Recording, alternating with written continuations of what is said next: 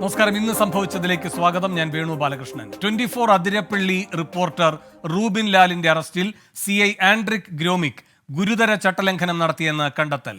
Thrissur rural SP-യുടെ റിപ്പോർട്ടിന്റെ അടിസ്ഥാനത്തിൽ പ്രാഥമിക നടപടിക്ക് ഉത്തരമേഖല IG K സേതുരാമൻ ഉത്തരവിട്ടു.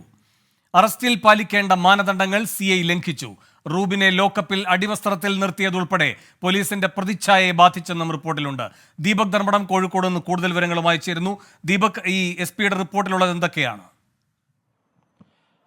SP-യുടെ റിപ്പോർട്ടിന്റെ ആകെത്തുക എന്താണെന്നുള്ളത് ഇതിൽ ലഭ്യമല്ല. പക്ഷേ SP-യുടെ റിപ്പോർട്ട് പരിശോധിച്ച നോർത്ത് സോൺ IG-യുടെ ഉത്തരവിൻ്റെ പകർപ്പാണ് ഇപ്പോൾ 24 പ്രേക്ഷകർ കണ്ടത്. അതിൽ വളരെ കൃത്യമായി തന്നെ ഈ ആൻഡ്രിക് ഗ്രോമിക് എന്ന അതിരപ്പള്ളി IP കൊല്ലം സ്വദേശിയാണ്. അദ്ദേഹം കൃത്യമായ പോലീസ് സേനയ്ക്കാകെ പ്രതിച്ഛായ തകർത്തു, പ്രതിച്ഛായ കളങ്കപ്പെടുത്തി എന്ന് ഈ IG-യുടെ ഉത്തരവിൽ വളരെ സ്പഷ്ടമായി പറയുന്നുണ്ട്. മറ്റൊന്ന്, ഈ CRPC 144 കൃത്യമായി ഒരു ചട്ടലംഘനം ഇതിൽ നടന്നിരിക്കുന്നു. അതെന്തെന്നാൽ ഈ ഒരു പ്രതിയെ അറസ്റ്റ് ചെയ്യണമെങ്കിൽ അതിനു മുമ്പ് നോട്ടീസ് നൽകണം. ആ നോട്ടീസ് നൽകൽ എന്ന 41A എന്ന നോട്ടീസ് നൽകൽ ഇതിൽ നടന്നിട്ടില്ല. അത് ചട്ടലംഘനമാണ്. അതായത് പ്രത്യേകിച്ചും ഇതൊരു കള്ളക്കേസാണെന്ന് പ്രാഥമികമായ അന്വേഷണത്തിൽ തന്നെ മനസ്സിലാവും. പക്ഷേ അത്തരത്തിലുള്ള ഒരു അന്വേഷണത്തിന് തയ്യാറാകാതെ അർദ്ധരാത്രി വീട്ടിൽ ഈ 24ന്റെ റിപ്പോർട്ടർ റൂബിൻ ലാലും അമ്മയും മാത്രം താമസിക്കുന്ന വീട്ടിൽ ചെല്ലുന്നു. വീട്ടിൽ നിന്നും അറസ്റ്റ് ചെയ്ത് കൊണ്ടുപോയി. ഇത് കൃത്യമായ ചട്ടലംഘനമാണെന്ന് പറയുന്നു. മറ്റൊരു പ്രധാനപ്പെട്ട കാര്യം കൂടി IG-യുടെ ഈ ഉത്തരവിൽ പറയുന്നുണ്ട്. അത് വിവസ്ത്രനാക്കി നിർത്തിയതിനെ കുറിച്ചാണ്. നേരത്തെ തന്നെ 24 റിപ്പോർട്ട് ചെയ്തതാണ്. റൂബിൻ ലാലിനെ അടിവസ്ത്രത്തിൽ വനിതാ പോലീസ് ഉദ്യോഗസ്ഥരുടെ മുൻപിൽ ഈ IP നിർത്തി എന്നുള്ളത്. അത് ഇന്ന് ജയിലിൽ പോയി മാധ്യമപ്രവർത്തകർ കണ്ടപ്പോൾ റൂബിൻ ലാൽ പറഞ്ഞു IP തന്നെയാണ് ഉടുതുണി വലിച്ചു മാറ്റിയത് എന്നുള്ളതും. അത് അവിടുത്തെ CCTV പിന്നീട് പരിശോധിച്ചപ്പോൾ ഈ കാര്യത്തിൽ ആദ്യം മുതൽ തന്നെ ഈ അവിടെയുള്ള പോലീസ്, അതായത് പ്രത്യേകിച്ച് ചാലക്കുടി DYSP R അശോകൻ ഇയാളെ രക്ഷിക്കാൻ വേണ്ടിയുള്ള ശ്രമം നടത്തിയിരുന്നു എന്നുള്ളത് വ്യക്തമാണ്.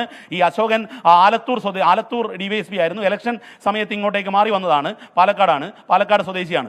അദ്ദേഹം ഈ കാര്യത്തിൽ രക്ഷിക്കാൻ വേണ്ടി റിപ്പോർട്ട് തയ്യാറാക്കുന്നു. ആ റിപ്പോർട്ട് മടക്കിയാണ് IG പിന്നീടും SP-യോട് വിശദമായ അന്വേഷണം നടത്താൻ പറയുന്നത്. DIG അജിതാ ബീഗത്തോട് മേൽനോട്ടം നടത്താൻ പറയുന്നു. അതിൻ്റെ അടിസ്ഥാനത്തിലാണ് ഇപ്പോൾ ഈ വാച്ചാൽ അന്വേഷണത്തിൽ കൃത്യമായ കുറ്റകൃത്യം ചെയ്തതായി അതിൽ കണ്ടെത്തി, ചട്ടലംഘനം നടത്തിയതായി കണ്ടെത്തി ആരോപിച്ചുകൊണ്ടുള്ള കൃത്യമായി വിശദാംശങ്ങൾ പറഞ്ഞുകൊണ്ടുള്ള ഈ ഉത്തരവ് ഇറങ്ങിയിരിക്കുന്നത്. ഈ ഉത്തരവ് പ്രകാരം 15 ദിവസത്തിനകം Thrissur rural additional SP charge memo നൽകി 60 ദിവസത്തിനകം നടപടി സ്വീകരിക്കാൻ വേണ്ടിയുള്ള നിർദ്ദേശമാണ് നൽകിയിരിക്കുന്നത്. വേണുബാലകൃഷ്ണൻ, ഇതിൽ ഏറ്റവും പ്രധാനപ്പെട്ട കാര്യം പോലീസിന്റെ പ്രതിച്ഛായക്ക് ആകെ കളങ്കമായാണ് ഇയാളുടെ പ്രവർത്തനം ഉണ്ടായത് എന്ന് കൃത്യമായി തന്നെ ഈ ഉത്തരവിൽ പറയുന്നുണ്ട്. വേണു, ദീപക്, ഇതിന്റെ അടിസ്ഥാനത്തിൽ ഈ ആൻഡ്രിക് ഗ്രോമിക്കിനെതിരെ എന്ത് നടപടിക്കാണ് സാധ്യത? ആൻഡ്രിക് ഗ്രോമിക്കിനെതിരെ എന്ത് നടപടി ഉണ്ടാകും എന്നുള്ളത് നമുക്കിപ്പോൾ പറയാൻ സാധിക്കില്ല. സാധാരണഗതിയിൽ പോലീസ് സേനയിലെ അച്ചടക്കം ഉറപ്പാക്കുന്നതിൻ്റെ ഭാഗമായി സസ്പെൻഷൻ പെൻഡിങ് എൻക്വയറി നടത്തേണ്ടതാണ്. അത് പ്രതീക്ഷിക്കാം. പ്രത്യേകിച്ചും മുഖ്യമന്ത്രിക്ക് 24 chief editor R Sreekandan Nair ഒരു പരാതി നൽകിയിട്ടുണ്ട്. അതിൽ മുഖ്യമന്ത്രി പിണറായി വിജയൻ അതിനെ ഗൗരവത്തോടു കൂടി തന്നെ കൈകാര്യം ചെയ്തു. DGP ഏൽപ്പിച്ചു. ഞാൻ മനസ്സിലാക്കുന്നത് ആഭ്യന്തര വകുപ്പ് ഇതിൽ പോലീസ് എന്ത് ചെയ്യുന്നു, സേന എങ്ങനെ പ്രവർത്തിക്കുന്നു എന്നുള്ളത് നിരീക്ഷിക്കുകയാണ്. ആ കാര്യത്തിൽ പൊളിറ്റിക്കൽ സെക്രട്ടറി P ശശി ഉൾപ്പെടെയുള്ളവർ എന്താണ് നടക്കുന്നത് എന്നത് നിരീക്ഷിക്കുന്നു എന്നുള്ളതാണ് മനസ്സിലാവുന്നത്.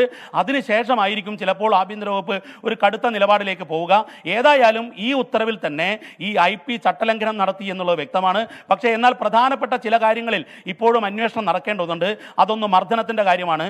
അതായത് ഈ ആൻഡ്രിക് ഗ്രോമിക്ക് അന്ന് ആ ദിവസം പകൽ സ്റ്റേഷനിൽ ഉണ്ടായിരുന്നില്ല എന്നുള്ളതാണ് വിവരം. വൈകിട്ടെത്തുന്നു. ഈ വനം വകുപ്പിലെ ചിലരുടെ സ്വാധീനത്തിന് വഴങ്ങി ഇയാൾ നേരെ ഈ വീട്ടിലേക്ക് എത്തുന്നു. അർദ്ധരാത്രിയിൽ കസ്റ്റഡിയിലെടുത്ത് കൊണ്ടുപോകുന്ന വഴി ഈ റൂബിൻ്റെ വീടിനും സ്റ്റേഷനും ഇടയിലുള്ള ഒരു പുഴയുടെ മുകളിലെ പാലത്തിൽ നിർത്തുന്നു. മൊബൈൽ ഫോണ് ഈ റോഡിൽ വലിച്ചെറിഞ്ഞതിന് ശേഷം ഇന്ന് റൂബിൻ ലാലിനെ ജയിലിൽ പോയി കണ്ട മാധ്യമപ്രവർത്തകരോട് റൂബിൻ ലാൽ പറഞ്ഞത് ഇപ്രകാരമാണ്. അതായത് ഫോൺ വലിച്ചെറിഞ്ഞതിന് ശേഷം ടോർച്ച് അടിച്ച് ഫോൺ എന്തു പറ്റി, പൂർണ്ണമായും തകർന്നു എന്ന് നോക്കുന്നു.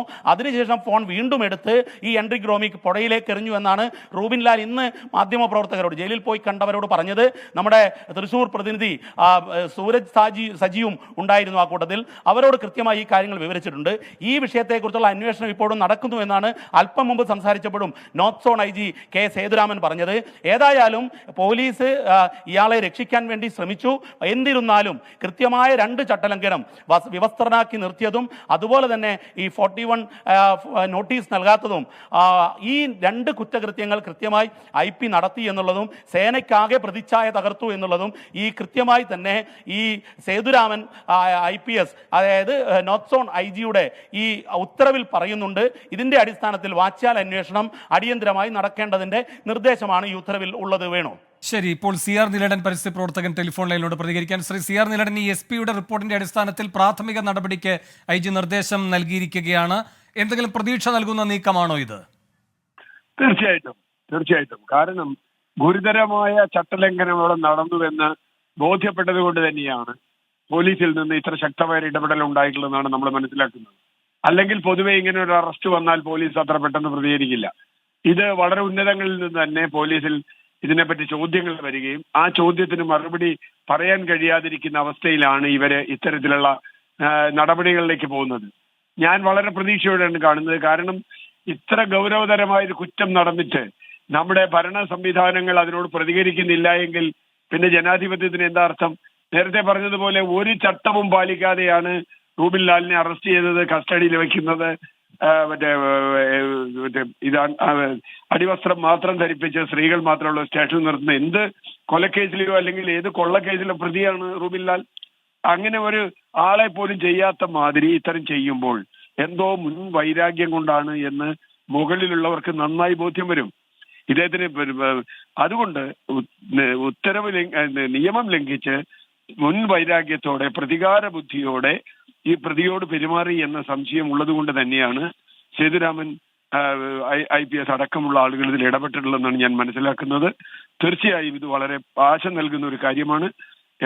ഇത് കുറ്റക്കാർ ശിക്ഷിക്കപ്പെടുക തന്നെ വേണം യഥാർത്ഥത്തിൽ. ശ്രീ CR നീലടൻ, ഈ അടിവസ്ത്രം മാത്രം ഇട്ട് നിർത്തി പോലീസ് സ്റ്റേഷൻ എന്നൊക്കെ പറയുമ്പോൾ പോലീസിന് ഇതിലൊക്കെ പറയാൻ കഴിയുന്ന സാങ്കേതികമായ ന്യായീകരണങ്ങൾ ഉണ്ട്. അല്ല, പോലീസിന് എന്തിനും ന്യായീകരിക്കാം. പക്ഷേ ഏത് തരത്തിലുള്ള പ്രതിയാണ് റൂബിൻ ലാൽ? ഏത് കേസിലാണ് റൂബിൻ ലാൽ പ്രതിയായിട്ടുള്ളത്? റൂബിൻ ലാൽ ഒരു പൊതുപ്രവർത്തകനാണ്, ഒരു മാധ്യമ പ്രവർത്തകനാണ്. അദ്ദേഹം ഏതെങ്കിലും ഇതിന് മുൻകാല ക്രിമിനൽ കേസിലെ പ്രതിയല്ല, അല്ലെങ്കിൽ ഏതെങ്കിലും ബോംബുണ്ടാക്കിയതോ അങ്ങനെയുള്ള ഒരു കേസിലെ പ്രതിയല്ല. ഒരു മാധ്യമ പ്രവർത്തകൻ എപ്പോഴും അതുപോലെ അദ്ദേഹത്തെ വീട്ടിൽ പോയി അറസ്റ്റ് ചെയ്യുമ്പോൾ, ഒരാളെ അറസ്റ്റ് ചെയ്യുമ്പോൾ അതിന് ചില മാനദണ്ഡങ്ങളില്ലേ? ഏത് മാനദണ്ഡം അനുസരിച്ചാണ് അറസ്റ്റ് ചെയ്തത്? വീട്ടിലുള്ള അമ്മയോട് പറയാതെ ഒരാളെ അറസ്റ്റ് ചെയ്ത് കൊണ്ടുപോകാം. നമ്മളൊരാളെ അറസ്റ്റ് ചെയ്യുമ്പോൾ അയാൾക്ക് വേണ്ടപ്പെട്ട ഒരാളോട് പറയാനുള്ള ഒരു അവകാശം ഒരാൾക്കില്ലേ? ആ അവകാശം പോലും കൊടുത്തില്ല. ഇയാളെ പോലീസാണ് കൊണ്ടുപോയതെന്ന് മനസ്സിലാക്കുന്നതിന് വളരെ വൈകിയല്ലേ? വെറുതെ ആയൊരു മാതാവ് എങ്ങനെ അറിയാനാണ്? അതിന് ഏതെങ്കിലും ഒരു വക്കീലിനെ ഏർപ്പാടാക്കണമെങ്കിൽ, മറ്റെന്തെങ്കിലും നിയമ നടപടികൾ സ്വീകരിക്കണമെങ്കിൽ, ഇതൊക്കെ നമ്മുടെ സുപ്രീം കോടതി വിധി അനുസരിച്ച് നമ്മുടെ ചട്ടങ്ങളിൽ ഉണ്ടാക്കിയിട്ടുള്ള കാര്യങ്ങളാണ്. ഇതൊക്കെ ലംഘിച്ച് ഈ അർദ്ധരാത്രി ഒരാളെ കൊണ്ടുപോകണമെങ്കിൽ അയാൾ അത്രയ്ക്ക് വലിയ ക്രിമിനൽ ആവണം, പിടികിട്ടാ പുള്ളിയാവണം. അങ്ങനെ വല്ലതുമാണോ റൂബിൻ ലാൽ? അല്ലല്ലോ.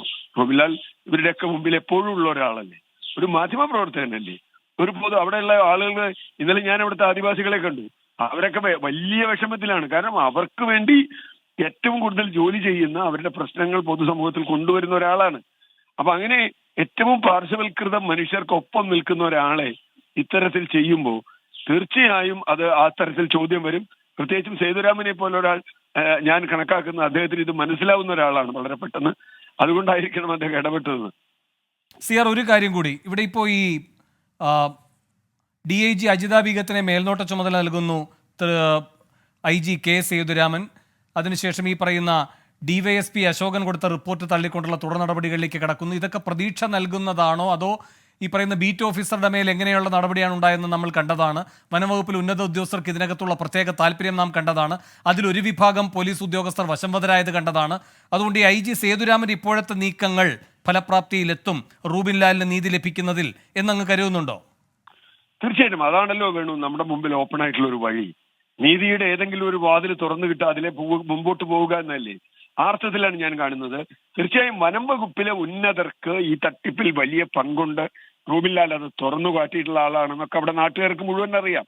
ഇതിനു മുമ്പുള്ള റൂബിൻ ലാലിന്റെ ഇടപെടലുകൾ, പാർട്ടിയെ സംബന്ധിച്ച് നമ്മൾ എടുത്തിട്ടുള്ള രേഖകൾ, അവിടെ ഇത് റൂബിൻ ലാലിന്റെ ഒപ്പം നിൽക്കുന്ന പൊതുപ്രവർത്തകർ നൽകുന്ന വിവരങ്ങൾ ഒക്കെ വളരെ ഗൗരവമുള്ളതാണ്. അതുകൊണ്ട് തന്നെ വനം വകുപ്പിൽ യഥേഷ്ടം വരെ ആരാണത് ചെയ്യാൻ പോകുന്നത്? CCF പോലെയുള്ള ഒരാൾ ഇതിന് ഇടപെട്ടില്ല, ഒന്ന് അന്വേഷിക്കുക പോലും ചെയ്തില്ല. ഒരു DFOയുടെ ഇതിൽ ഒരു CCF ഇങ്ങനെ ഒരു ഉത്തരവിടണമെങ്കിൽ അല്ലെങ്കിൽ ഇങ്ങനെ ഒരു മുൻപോട്ട് പോകണമെങ്കിൽ അതിൽ വനംവകുപ്പിന് താല്പര്യമുണ്ടാകും. തീർച്ചയായും ഈ സേതുരാമന്റെ ഈ ഇടപെടൽ പോലീസിൽ തന്നെ ഉന്നതങ്ങളിൽ ചോദ്യങ്ങൾ ഉയർത്തുമെന്നാണ് ഞാൻ കാണുന്നത്. ഒരുപക്ഷെ നീതി എത്രത്തോളം കിട്ടും എന്ന് പറഞ്ഞാൽ അദ്ദേഹത്തിന്റെ ശിക്ഷിക്കപ്പെടാതെ പുറത്തു പോകുന്നേക്കാം. അതിനപ്പുറത്ത് ഈ പറഞ്ഞ കുറ്റക്കാരെ എത്രത്തോളം ശിക്ഷിക്കപ്പെടും? ഇപ്പൊ വിജിലൻസ് കേസുണ്ടല്ലോ, ഈ രമ്യ എന്ന് പറയുന്ന ഉദ്യോഗസ്ഥക്കെതിരെ വിജിലൻസ് കേസ് നിലനിൽക്കില്ലേ, അവിടെ ബോട്ട് ഉണ്ടാക്കിയതും ഒക്കെയായി ബന്ധപ്പെട്ട്. വിജിലൻസ് കേസിലെ പ്രതിയാണ് ഇയാളെന്ന് ഈ DFO എന്നുള്ളത് ആലോചിക്കണം. അങ്ങനെ വരുമ്പോൾ തീർച്ചയായും അതുകൂടി പരിഗണിക്കുമല്ലോ പോലീസ്.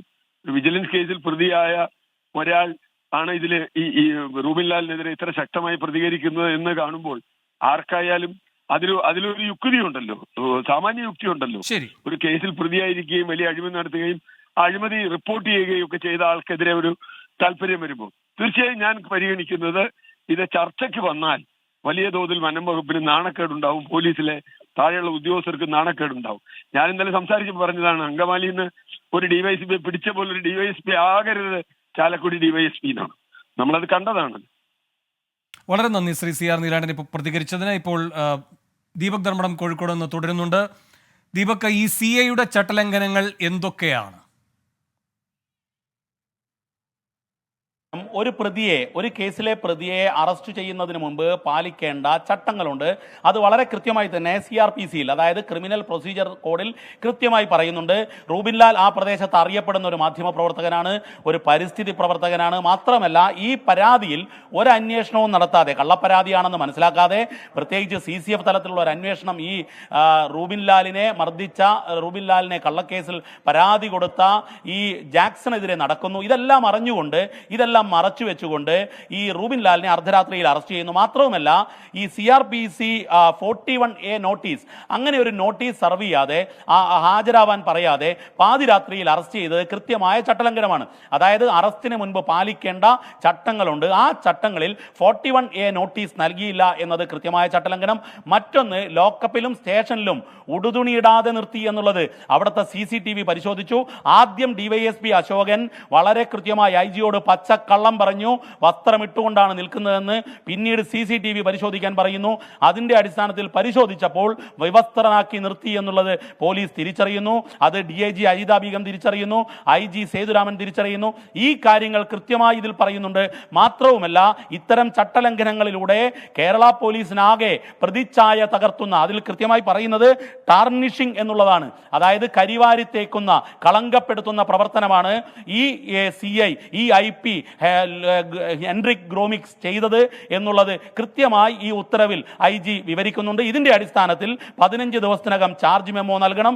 അതിനുശേഷം വാച്യാൽ അന്വേഷണം നടക്കണമെന്നുള്ളതാണ്. പോലീസിലെ ഈ PR ഇനിഷ്യേറ്റ് ചെയ്യുക, പണിഷ്മെന്റ് ഓൺ റോൾ എന്ന് പറയുന്ന നടപടിക്രമത്തിന്റെ തുടക്കമാണ്. മാത്രമല്ല വകുപ്പ് തലത്തിലുള്ള മറ്റു നടപടികൾ പിന്നാലെ ഉണ്ടാകും എന്നുള്ള സൂചനയും നമുക്ക് ലഭിക്കുന്നുണ്ട്. ഇതൊരു പ്രാഥമിക നടപടി മാത്രമാണ്. കാരണം ഇതിൽ മൊബൈൽ ഫോൺ തകർത്തത് ഒരു പ്രധാനപ്പെട്ട കാര്യം. ആ മൊബൈൽ ഫോൺ തകർത്ത കാര്യം ഈ DYSP R അശോകൻ മറച്ചുവെച്ചു. ഫോൺ ഇല്ല എന്ന് എഴുതി ചേർത്തു. എന്നാൽ ഫോൺ ഉണ്ടായിരുന്നു എന്നുള്ളതിനുള്ള തെളിവുകൾ 24ന്റെ കയ്യിൽ തന്നെയുണ്ട്. ഇന്ന് റൂബിൻ ലാലിനെ നമ്മുടെ പ്രതിനിധി സൂരജ് സജി ജയിലിൽ ചെന്ന് കണ്ടപ്പോൾ കൃത്യമായി ഈ CI മൊബൈൽ ഫോൺ തച്ചു തകർക്കുകയായിരുന്നു, റോഡിലെറിഞ്ഞ്. അതിനുശേഷം ടോർച്ചടിച്ചുകൊണ്ട് ആ ഫോൺ നോക്കുന്നു, എടുത്ത് പുഴയിലേക്ക് വലിച്ചെറിഞ്ഞു. ഇതിന്റെ സമയവും CCTV ദൃശ്യങ്ങളും പരിശോധിച്ചാൽ, ഈ മാത്രവുമല്ല സൈബർ സെൽ പരിശോധന നടത്തിയാൽ ഇത് കൃത്യമായി വ്യക്തമാകും. തുടർ നടപടി ഉണ്ടാകുമെന്ന് തന്നെയാണ് നമ്മൾ പ്രതീക്ഷിക്കുന്നത്. പ്രത്യേകിച്ച് മുഖ്യമന്ത്രി ഈ chief editor R Sreekandan Nair നൽകിയ പരാതി DGPക്ക് കൈമാറി അദ്ദേഹം എന്ത് നടപടി ഉണ്ടാകുമെന്ന് കാത്തിരിക്കുകയാണെന്നാണ് നമ്മൾ മനസ്സിലാക്കുന്നത്. വേണു, ശരി. ഇപ്പോൾ റൂബിൻ ലാലിന്റെ സുഹൃത്ത് ജെക്സും ടെലിഫോൺ ലൈനിലുണ്ട് പ്രതികരിക്കാൻ. ജെക്സ്, ഈ IGയുടെ റിപ്പോർട്ട്, IGയുടെ പ്രാഥമിക നടപടിക്ക് ഉത്തരവിട്ടുകൊണ്ടുള്ള നടപടിയെ നിങ്ങൾ എങ്ങനെയാണ് കാണുന്നത്? പ്രതീക്ഷയോടെയാണോ കാണുന്നത്? ഈ നടപടിയെ സ്വാഗതം ചെയ്യുന്നു. അതോടൊപ്പം തന്നെ ഈ ഉത്തരവിൽ പറയുന്ന പ്രകാരം ഇത് പോലീസിന്റെ പ്രതിച്ഛായ കളഞ്ഞു എന്നാണ് പറയുന്നത്. യഥാർത്ഥത്തിൽ ഈ വിഷയവുമായി ബന്ധപ്പെട്ട് വളരെ കർശനമായ നടപടികൾ ഇനിയും പലർക്കുമെതിരെ സ്വീകരിക്കേണ്ടതുണ്ട്. ഒരാളെ അറസ്റ്റ് ചെയ്യുമ്പോൾ സ്വീകരിക്കേണ്ട സാമാന്യ മര്യാദകളിൽ ഏറ്റവും പ്രധാനപ്പെട്ടതായ മെമ്മോ കൊടുക്കുക, അറസ്റ്റ് മെമ്മോ കൊടുക്കുക എന്നുള്ള സംഭവം തന്നെ ഇവിടെ ലംഘിക്കപ്പെട്ടിരിക്കുന്നു. അതിനർത്ഥം ഈ ആൻഡ്രിക് ഗ്രോമിക് എന്ന് പറയുന്ന വ്യക്തി, അയാളുടെ പേര് തന്നെ ആൻഡ്രിക് ക്രൂരൻ എന്ന് വിടണം. അതായത് ഏറ്റവും ക്രൂരമായ രീതിയിലാണ് ഈ റൂബിൻ ലാൽ തന്റെ ജീവിത കാലഘട്ടത്തിൽ സ്വായത്തമാക്കിയ പല രഹസ്യങ്ങളും അടങ്ങിയ ഈ മൊബൈൽ ഫോൺ റോട്ടിലിട്ട് തല്ലി തകർത്ത് ഇത് കൃത്യമായിട്ട് തന്നെ നേരത്തെ സൂരജ് സജി ജയിലിൽ പോയി സന്ദർശിച്ചപ്പോൾ റൂബിൻ ലാൽ പറഞ്ഞ പോലെ തന്നെ ഇത് നശിപ്പിക്കപ്പെടുകയാണ് ഉണ്ടായത്. ഇതിന് ഈ പറയുന്ന അന്വേഷണ ഉത്തരവിലൂടെ മാത്രം ഒതുങ്ങുന്ന ഒരു വിഷയമായിട്ട് കരുതുന്നതിനപ്പുറം തീർച്ചയായും ഈ ആൻഡ്രിക് ഗ്രോമിക് എന്ന് പറയുന്നത്, ഈ ആൻഡ്രിക് ഗ്രോമിക്കിനെ പറ്റി കൃത്യമായിട്ട് അന്വേഷണം പല കാര്യങ്ങളും നടത്താനുണ്ട്. ഇദ്ദേഹം അന്നത്തെ ദിവസം ആ പോലീസ് സ്റ്റേഷനിൽ എത്തിയിരുന്ന് ഡ്യൂട്ടിക്ക് ഉണ്ടായിരുന്ന സമയത്ത് മദ്യപിച്ചിട്ടുണ്ടായിരുന്നോ? ഇത്തരം വിഷയങ്ങൾ കൂടി ഉന്നത പോലീസ് ഉദ്യോഗസ്ഥർ പരിശോധിക്കപ്പെടേണ്ടതാണ്. ഇദ്ദേഹത്തിനെ പറ്റി പല മോശകരമായ കാര്യങ്ങളും ആ പരിസരങ്ങളിൽ റിപ്പോർട്ട് ചെയ്യുന്നുണ്ട്. ഇത് റൂബിൻ ലാലിനെതിരെ ഒരു വിഷയം എന്നതിനേക്കാൾ ഉപരി ഇദ്ദേഹം ഈ സ്റ്റേഷനുമായി ബന്ധപ്പെട്ട് നടത്തിയ പല സംഭവങ്ങളും അന്വേഷിക്കപ്പെടേണ്ടതായിട്ടുണ്ട്. അത് മാത്രമല്ല, മറ്റൊരു പ്രധാനപ്പെട്ട കാര്യം പറയാനുള്ളത്, ഈ പല ഉന്നത ഉദ്യോഗസ്ഥർക്കെതിരെയുള്ള തെളിവുകളും ഈ പറയുന്ന ഫോണിലുണ്ടായിരുന്നു. ആ ഫോണാണ് നശിപ്പിക്കപ്പെട്ടിരിക്കുന്നത്. അതുകൊണ്ട് ഇതിനെതിരെ ആദ്യം ഒരു റിപ്പോർട്ട് തയ്യാറാക്കി ഇതിന്റെ പിന്നിലുള്ള ഗൂഢാലോചന DYSP എന്ന് പറയുന്ന മനുഷ്യൻ, അശോകൻ എന്ന് പറയുന്ന ഒരു മനുഷ്യൻ, ഒരു ഉദ്യോഗസ്ഥൻ റിപ്പോർട്ട് തയ്യാറാക്കിയത് എന്തടിസ്ഥാനത്തിലാണ് അദ്ദേഹം ഈ റിപ്പോർട്ട് തയ്യാറാക്കിയത്? ഈ CIക്ക് മേലുള്ള ഉദ്യോഗസ്ഥനല്ല അദ്ദേഹത്തിന്റെ നേതൃത്വത്തിൽ കൃത്യമായ അന്വേഷണം നടത്തിയതിന് തെളിയുമായിരുന്നില്ലേ? അപ്പോൾ ഇത് ഈ പറയുന്ന ഉദ്യോഗസ്ഥരടക്കമുള്ള ആളുകൾ ചേർന്ന് നടത്തിയ ഗൂഢാലോചനയാണ്. ഇപ്പോൾ ഉണ്ടായ ഈ ഉത്തരവിനെ, ഈ അന്വേഷണത്തെ സ്വാഗതം ചെയ്യുന്നുണ്ടെങ്കിലും പോലീസിലുണ്ടാകുന്ന അന്വേഷണങ്ങളും പോലീസിലുണ്ടാകുന്ന ശിക്ഷണ നടപടികളും ഒരു കോമഡി പരിപാടിയായിട്ട് മാറിക്കൊണ്ടിരിക്കുന്ന സാഹചര്യത്തിൽ ഞങ്ങൾക്ക് അത്ര വലിയ പ്രതീക്ഷയില്ല. പക്ഷേ ഇത് കൃത്യമായി പോലീസിന്റെ പ്രതിച്ഛായ സംരക്ഷിക്കുവാനും സാധാരണക്കാർക്ക് നീതി ലഭിക്കാൻ ഇടവാകുന്ന തരത്തിലുള്ള ഒരു ഉത്തരവായിട്ട് മാറണമെങ്കിൽ ഇതിലെ മുഴുവൻ പ്രതികൾക്കുമെതിരെയും മുഴുവൻ ആളുകൾക്ക് അന്ന് ഗൂഢാലോചന നടത്തിയ റൂബിൻ ലാലിനെ ഗൂഢാലോചന നടത്തിയ ആളുകളെ മുഴുവൻ വെളിച്ചത്ത് കൊണ്ടുവരണമെന്നാണ് എനിക്ക് പറയാനുള്ളത്. വളരെ നന്ദി ജെക്സ് പ്രതികരിച്ചതിന്. ദീപക് ധർമ്മടം തുടരുന്നുണ്ട്. ദീപക്, ഈ DYSP ഈ CIയെ രക്ഷിക്കുന്ന തരത്തിലുള്ള ഒരു റിപ്പോർട്ട് നൽകിയതിന്റെ താല്പര്യം എന്താണ്? ദീപക് ധർമ്മടം കേൾക്കാമോ? ഈ DYSP ഈ CIയെ രക്ഷിച്ചുകൊണ്ടുള്ള ഒരു റിപ്പോർട്ട്, ഒരു തട്ടിക്കൂട്ട് റിപ്പോർട്ട് തയ്യാറാക്കിയതിന്റെ പിന്നിലെ താല്പര്യം എന്താണ്? ഈ സംഭവ ദിവസം കാലത്ത് ഞാൻ ഈ DYSP അശോകനുമായി ഫോണിൽ സംസാരിച്ചിരുന്നു. അദ്ദേഹം അപ്പോൾ താൻ അവധിയിലായിരുന്നു, കാര്യങ്ങളൊന്നും അറിഞ്ഞില്ല എന്നുള്ളതാണ് DYSP പറഞ്ഞത്. ഈ SP മേലുദ്യോഗസ്ഥരോട്, അതായത് റൂറൽ SP നവനീത് ശർമ്മ മേലുദ്യോഗസ്ഥരോട് പറഞ്ഞത് ഈ അറസ്റ്റ് നടന്നത് ഞാൻ അറിയുന്നത് കാലത്ത് 6 മണിക്കാണെന്നാണ്. അദ്ദേഹം ഇത് തന്നെയാണ് ADGPയോടും DGPയോടും പോലീസ് തലപ്പത്തെല്ലാം IG മുതൽ മുകളിലോട്ടുള്ള എല്ലാവരോടും പറഞ്ഞത്. അപ്പോൾ ഇതിൽ ഒരു കൃത്യമായ പ്ലാനിംഗ് ഈ അറസ്റ്റിന് പുറകിൽ ഉണ്ടായിരുന്നു. ഒരു 120B കൃത്യമായ ഗൂഢാലോചന ഈ അറസ്റ്റിന് മുന്നിലുണ്ടായിരുന്നു. കാരണം പലരുടെയും ടാർഗറ്റാണ് റൂബിൻ ലാലിന്റെ കയ്യിൽ വനം വകുപ്പുമായി ബന്ധപ്പെട്ട ഒരുപാട് തെളിവുകളുണ്ട്. ആ തെളിവുകൾ നശിപ്പിക്കാൻ തന്നെയാണ് ഈ ഫോൺ നശിപ്പിച്ചത് എന്നുള്ളത് വ്യക്തമാണ്. കാരണം ആ ഫോൺ നശിപ്പിക്കേണ്ട ഒരു സാഹചര്യവുമില്ല. കാരണം സ്റ്റേഷനിൽ സ്വാഭാവികമായും GDയിൽ ബുക്കിൽ എഴുതി വെക്കും, പിന്നീട് കോടതിയിൽ ഹാജരാക്കും, അല്ലെങ്കിൽ മെഡിക്കൽ പരിശോധനയ്ക്ക് കൊണ്ടുപോയതിനു ശേഷം കോടതിയിൽ ഹാജരാക്കും. ഇതാണ് നടപടിക്രമം. പക്ഷേ എന്നാൽ ഇതിൽ കൃത്യമായ ഒരു അതിബുദ്ധി ഈ ആൻഡ്രിക് ഗ്രോമിക് കാണിച്ചിരുന്നു. കാരണം സ്റ്റേഷനിലേക്ക് കൊണ്ടുപോകുന്നതിന് മുൻപ് തന്നെ ഫോൺ നശിപ്പിക്കുന്നു. കാരണം അവിടെയുള്ള CCTVയിൽ ഫോൺ കാണാൻ പാടില്ല. ഇത് തന്നെയാണ് അശോകന്റെ DYSPയുടെ ആദ്യ റിപ്പോർട്ടിൽ ഫോൺ ഇല്ലെന്ന് എഴുതി വയ്ക്കുന്നു. സാധാരണഗതിയിൽ ഒരു റിപ്പോർട്ടിൽ ഫോൺ ഇല്ലെങ്കിൽ സ്പെസിഫൈ ചെയ്ത് പറയേണ്ട കാര്യമില്ലല്ലോ. അപ്പോൾ ഫോണിനെ കുറിച്ചൊരു അന്വേഷണം വന്നേക്കാം. അത് ഓട്ടയിടാൻ വേണ്ടി, അടയ്ക്കാൻ വേണ്ടി സാധാരണഗതിയിൽ അതിനെ കവറപ്പ് ചെയ്യുക എന്ന് പോലീസ് ഭാഷയിൽ തന്നെ പറഞ്ഞാൽ അതിനെ കവറപ്പ് ചെയ്യുക എന്നുള്ളതാണ് DYSP അശോകൻ ചെയ്തത് എന്നുള്ളത് വ്യക്തമാണ്. DYSP അശോകൻ ആലത്തൂർ DYSP ആയി തിരിച്ചു പോകാൻ വേണ്ടി അസോസിയേഷൻ മുഖേന ലിസ്റ്റിലൊക്കെ പേരൊക്കെ കൊടുത്ത് നിൽക്കുന്ന ആളാണ്. ഇപ്പോൾ ചാലക്കുടി DYSP ആണ്. അദ്ദേഹത്തിന് തിരിച്ച് ആലത്തൂരേക്ക് പോകാനുള്ള ശ്രമത്തിലാണ് അദ്ദേഹം. അതിനിടയിൽ അദ്ദേഹം ലീവ് കഴിഞ്ഞ് വരുന്ന ദിവസമാണ് ഈ സംഭവമൊക്കെ ഉണ്ടായതെന്നൊക്കെ പറയുന്നു. ഏതായാലും ഈ റിപ്പോർട്ടിൽ കൃത്യമായി ആൻഡ്രിക് ഗ്രോമിക്കിനെ രക്ഷിക്കാനുള്ള ശ്രമമുണ്ടായി എന്നുള്ളത് പ്രാഥമികമായി തന്നെ വ്യക്തമാണ്. ഈ കാര്യം ഉന്നത പോലീസ് ഉദ്യോഗസ്ഥരുമായി സംസാരിക്കുമ്പോൾ വരുമ്പോൾ അവർ നമ്മളുമായി പങ്കുവെക്കുന്നുമുണ്ട്. എന്നാൽ അതേ സമയത്ത് ഈ മൊബൈൽ തകർത്തതിനെ കുറിച്ച് ഇപ്പോൾ അന്വേഷണം നടക്കുന്നുണ്ട്. എന്നാൽ അതിൽ ഒരു മൊബൈൽ 10:30 മണിക്ക് ഓഫ് ചെയ്തു എന്നുള്ളതാണ് ഇപ്പോൾ സൈബർ സെൽ വിവരമായി പറയുന്നത്. പക്ഷേ എന്നാൽ ആ മൊബൈൽ ഫോണല്ല, ഈ 11:15 വരെ പ്രവർത്തിച്ച മൊബൈൽ ഫോൺ ഉണ്ട്. ആ മൊബൈൽ ഫോണാണ് തച്ചു തകർത്തത്. അതിൽ അന്വേഷണം ഇപ്പോൾ നടക്കുകയാണ് വേണു. സ്വാഭാവികമായും അതിൽ അന്വേഷണത്തിന്റെ കൂടുതൽ വിവരങ്ങളിലേക്ക് പോകുമ്പോൾ കടുത്ത നടപടിയിലേക്ക് സർക്കാർ കടക്കുമെന്നാണ് ഞാൻ പ്രതീക്ഷിക്കുന്നത് വേണു. ശരി, സൂരജ് സജിയും തൃശ്ശൂരിൽ നിന്ന് വിവരങ്ങളുമായി ചേരുന്നു. സൂരജ് റൂബിൻ ലാലിനെ കണ്ടിരുന്നു എന്ന് മനസ്സിലാക്കുന്നു. എന്താണ് റൂബിൻ പറയുന്നത്? വേണു, ഇന്ന് ഇരിങ്ങാലക്കുട സ്പെഷ്യൽ സബ് ജയിലിലെത്തിയാണ് റൂബിൻ ലാലിനെ നേരിട്ട് കണ്ടത്. ആ സമയത്ത് റൂബിൻ ഈ സംഭവത്തെക്കുറിച്ച് വിവരിക്കുന്നുണ്ട്. കൃത്യമായി ഈ മൊബൈൽ ഫോൺ തകർത്തതിനെ കുറിച്ച് റൂബിൻ പറയുന്നത് ഇങ്ങനെയാണ്. കണ്ണങ്കുഴി എന്ന് പറയുന്നത് റൂബിന്റെ വീടിന്റെ അവിടെ അടുത്തു നിന്ന് ഒരു 300 മീറ്റർ അകലെയായി വരുന്ന ഒരു മേഖലയാണ്. ചെറിയ തോടൊഴുകുന്നു, അതിന് മുകളിൽ ഒരു പാലമുണ്ട്. ആ പാലമാണ് കണ്ണങ്കുഴി പാലം. ആ പാലം കഴിഞ്ഞ് മുന്നോട്ട് പോകുന്ന സമയത്ത് ഈ പാലം എത്തുമ്പോൾ തന്നെ CI റൂബിനോട് മൊബൈൽ ഫോൺ ഓഫ് ചെയ്യാൻ പറയുന്നു. റൂബിൻ ഈ മൊബൈൽ ഫോൺ ഓഫ് ചെയ്യാൻ ശ്രമിക്കുന്നുണ്ട്. ആ സമയത്ത് മൊബൈൽ ഫോൺ ഈ വല്ലാത്ത അസ്വസ്ഥതയിലാണ് താൻ ഉള്ളത് എന്ന് റൂബിൻ പറയുന്നു. ഈ സമയത്ത് മൊബൈൽ ഫോൺ ഓഫ് ചെയ്യാൻ ശ്രമിക്കുന്നതിനിടയിൽ ഈ ജീപ്പിൽ നിന്ന് CI തിരിഞ്ഞ് ഈ മൊബൈൽ ഫോൺ വാങ്ങിയതിനു ശേഷം ഈ റോഡിലേക്ക് തന്നെ വലിച്ചെറിയുകയായിരുന്നു. ഈ CI മുൻ സീറ്റിലിരുന്ന് വലിച്ചെറിയുന്നു. ആ സമയത്ത് ഒരു വൈറ്റ് ജീപ്പിൽ, വെള്ള കളർ ജീപ്പിലാണ് ഇവർ പോയിക്കൊണ്ടിരിക്കുന്നത്. അത് പെട്രോളിംഗ് വാഹനമാണ്. ആ സമയത്താണ് ഈ വാഹനത്തിൽ വെച്ച് ഈ മൊബൈൽ ഫോൺ റോഡിലേക്ക് എറിയുന്നത്. അതിനുശേഷം CIക്ക് ഒരു സംശയം തോന്നുന്നു, ഈ മൊബൈൽ ഫോൺ ഇവിടെ എറിഞ്ഞു പോകുന്നത് ശരിയല്ല എന്ന് തോന്നിയത് കൊണ്ട് ആ ജീപ്പിലുണ്ടായിരുന്ന ടോർച്ച് അടിച്ചു നോക്കി ഈ മൊബൈൽ ഫോൺ വീണ്ടും CI എടുത്തു എന്നുള്ളതാണ് റൂബിൻ പറയുന്നത്. അതിനുശേഷം ഈ മൊബൈൽ ഫോൺ രണ്ടായി ഒടിച്ചു. കയ്യിൽ വെച്ച് തന്നെ ഈ മൊബൈൽ ഫോൺ രണ്ടായി ഒടിച്ചതിന് ശേഷം അത് ഈ കണ്ണങ്കുഴി പാലത്തിന് താഴെ തോട്ടിലേക്ക് വലിച്ചെറിയുകയാണ് ചെയ്തത്. അങ്ങനെയാണ് ആ മൊബൈൽ ഫോൺ തകർത്ത് തെളിവ് നശിപ്പിച്ചത് എന്നുള്ളതാണ് റൂബിൻ പറയുന്നത്. ആ സമയത്ത് റൂബിൻ ഒരു മുണ്ട് മാത്രമാണ് ഉടുത്തിട്ടുള്ളത്. ഈ വീടിന് മുന്നിൽ CI വന്ന് ഇവർ വിളിച്ചിറക്കി റൂബിനെ കൊണ്ടുപോകുന്ന സമയത്ത് കഴുത്തിൽ പിടിച്ചാണ് ഈ ജീപ്പിലേക്ക് തള്ളിക്കയറ്റുന്നത്. ആ സമയത്ത് റൂബിൻ പറയുന്നുണ്ട് ചെരുപ്പിടണം, ഷർട്ട് ധരിക്കണം എന്ന് പറയുമ്പോൾ CI അതിനൊന്നും വഴങ്ങുന്നില്ല, CI കേൾക്കുന്നില്ല. CI ഒരു വല്ലാത്ത മനോനിലയിലായിരുന്നു എന്നുള്ളതാണ് റൂബിൻ പറയുന്നത്. പിന്നീട് അതിനുശേഷമാണ് ഈ റൂബിനെ ഈ സ്റ്റേഷനിൽ എത്തിക്കുമ്പോൾ പോലും റൂബിൻ ഒരു ഷർട്ട് നൽകിയിട്ടില്ല, ഉടുക്കാൻ മുണ്ട് മാത്രമാണുള്ളത്. അതിനുശേഷം ഈ മെഡിക്കൽ പരിശോധനയ്ക്ക് കൊണ്ടുപോകുന്ന സമയത്ത് പോലും ഈ വസ്ത്രം നൽകിയില്ല. അതിനുശേഷം വഴിമധ്യേ ഈ ചാലക്കുടി താലൂക്ക് ആശുപത്രിയിൽ എത്തുന്ന സമയത്ത് മാത്രമാണ് ഒരു ടീഷർട്ട് റൂബിന് കൊടുക്കുന്നത്. ഈ മെഡിക്കൽ പരിശോധനയ്ക്ക് പോകുമ്പോൾ പോലീസിന് തിരിച്ചടി ഉണ്ടാകുമെന്ന് കരുതിക്കൊണ്ട് അവിടെ വെച്ച് ഒരു ഷർട്ട് കൊടുക്കുന്നു. അതിനുശേഷം ഈ വൈദ്യപരിശോധന കഴിഞ്ഞ് ഇറങ്ങി ഈ അതിരപ്പള്ളി മേഖലയിലേക്ക് കയറുമ്പോൾ തന്നെ ഈ ടീഷർട്ട് ഊരി വാങ്ങിയതിനു ശേഷമാണ് റൂബിനെ വീണ്ടും സ്റ്റേഷനിലേക്ക് കൊണ്ടുവരുന്നത്. റൂബിൻ പറയുന്നത് ഈ CCTV ദൃശ്യങ്ങൾ പരിശോധിച്ചാൽ, സ്റ്റേഷനിലെ CCTV ദൃശ്യങ്ങൾ പരിശോധിച്ചാൽ തന്നെ അർത്ഥനഗ്നനാക്കി നടത്തിയിരുന്നു എന്ന കാര്യം മനസ്സിലാക്കാൻ കഴിയും എന്നുള്ളതാണ് റൂബിൻ പറയുന്നത്. അതോടൊപ്പം തന്നെ റൂബിനെ അടിവസ്ത്രത്തിൽ നിർത്തിയ സംഭവം, അത് വനിതാ പോലീസ് ഉദ്യോഗസ്ഥർ നിൽക്കുന്ന സമയത്താണ് CI ആൻഡ്രിക് ഗ്രോമിക് തന്റെ ഉടുമുണ്ടഴിച്ചെടുത്തതെന്നുള്ള റൂബിൻ പറയുന്നത്. ആ സമയത്ത് GD ചാർജിൽ ഉണ്ടായിരുന്നത് ഒരു രജനി ജോസഫ് എന്ന് പറയുന്ന ഒരു വനിതാ ഉദ്യോഗസ്ഥയാണ്. അവരായിരുന്നു അവിടെ ഉണ്ടായിരുന്ന, അവരായിരുന്നു ഈ ടെലിഫോൺ ഉൾപ്പെടെ കൈകാര്യം ചെയ്തിരുന്നത്.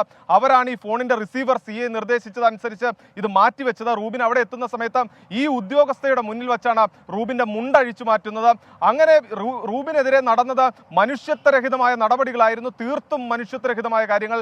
അതിന്ന് റൂബിൻ നമ്മളോട് വിശദീകരിക്കുകയും ചെയ്തിട്ടുണ്ട്. എന്തായാലും ഈ കേസിൽ ആർക്കൊക്കെ, അതായത് ഈ വനം വകുപ്പിലെ ഉന്നത ഉദ്യോഗസ്ഥരെ പോലും കുരുക്കുന്ന നിർണായക തെളിവുകൾ അടങ്ങിയ മൊബൈൽ ഫോണാണ് ഈ കേസിൽ CI നശിപ്പിച്ചത്. അത് CIയുടെ താല്പര്യമല്ല, മറ്റുള്ള ഉദ്യോഗസ്ഥ തലത്തിലുള്ള ഉദ്യോഗസ്ഥർക്ക് വേണ്ടിയാണ്, അത് ഉന്നത ഉദ്യോഗസ്ഥർക്ക് വേണ്ടി ചെയ്ത കാര്യമാണ് എന്നത് ഉറപ്പാണ്. നേരത്തെ ശരി, സൂരജിലേക്ക് വരാം. ഇപ്പോൾ പരിസ്ഥിതി പ്രവർത്തകയും ജനകീയ സമരസമിതിയുടെ പ്രതിനിധിയുമായ പ്രൊഫസർ കുസുമം ജോസഫും ടെലിഫോൺ ലൈനിലുണ്ട് പ്രതികരിക്കാൻ. പ്രൊഫസർ കുസുമം ജോസഫ്, ഈ IG K സേതുരാമന്റെ നടപടി പ്രതീക്ഷ നൽകുന്നതാണോ? തീർച്ചയായിട്ടും അതിൽ നമ്മളൊരു പ്രതീക്ഷ വയ്ക്കുന്നുണ്ട്. പക്ഷേ നമ്മളെ അത്ഭുതപ്പെടുത്തുന്നത്, ഞാനിപ്പോ ഇരിങ്ങാലക്കുട സബ് ജയിലിന് മുന്നിൽ നിൽക്കുകയാണ്. ഞാൻ റൂബിൻ ലാലിനെ കണ്ടിട്ട് പുറത്തേക്ക് ഇറങ്ങിയതാണ്. വീണ്ടും വീണ്ടും നമ്മളെ ഞെട്ടിക്കുന്നതാണ് SHOയുടെ നടപടി. അദ്ദേഹം ഒരു പോലീസുകാരനാണോ എന്നല്ല, ഒരു മനുഷ്യത്വമുള്ള ഒരു മനുഷ്യൻ പോലുമല്ല, ഒരു സാധാരണ മനുഷ്യന് ചെയ്യാൻ പറ്റുന്ന കാര്യമല്ല. രാത്രിയിൽ വീട്ടിൽ കിടന്നുറങ്ങുന്ന ഒരു മനുഷ്യനെ വിളിച്ചെഴുന്നേൽപ്പിച്ച് കൊണ്ടുപോവുക എന്നുള്ളത്. അദ്ദേഹത്തിന്റെ അമ്മ അവിടെ ഉറങ്ങുകയാണ്.